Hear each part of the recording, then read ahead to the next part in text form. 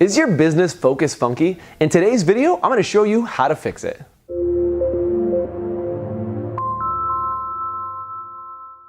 Like this. The good news is you can change your focus just like you can in business, just like we did on this camera. Hi, my name is Jason Everett, one of the trainers down here at Business Refuel. And this last week, for those of you that don't know, actually a couple weeks ago, I just had a baby and I had to go down and pick up my baby's birth certificate.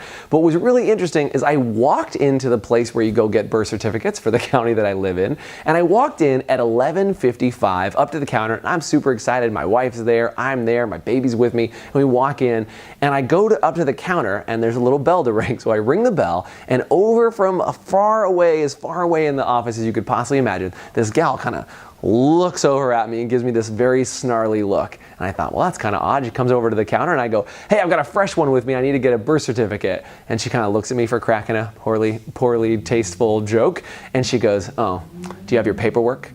I was like, what is going on? And I realized that on her way over, she had looked up at the clock and realized it was 5 minutes to noon. And so as I'm filling out the paperwork and handing her the paperwork, she goes, I don't know what it is about this time of day, but everybody always seems to interrupt me right before I leave for lunch. And I just thought, wow, what is her focus on? Her focus is obviously not on customer service, serving me, or helping me as the client in that case, getting what I needed, which was a new birth certificate. Her focus was on what?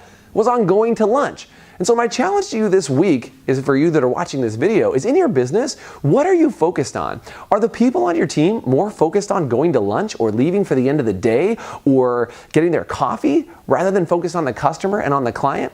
In fact, there's a client that I recently worked with and I went into their office and up on the wall, they had this huge number chart that they were tracking all their numbers and all their stats. But there was one number that they were tracking and they were constantly obsessed and focused on that number.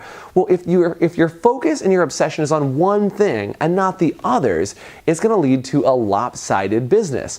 So my challenge to you is figure out what are a few areas inside the business that you can focus on and make sure that your team is not so much focused on lunch or getting off the phone or getting to what they need to get to.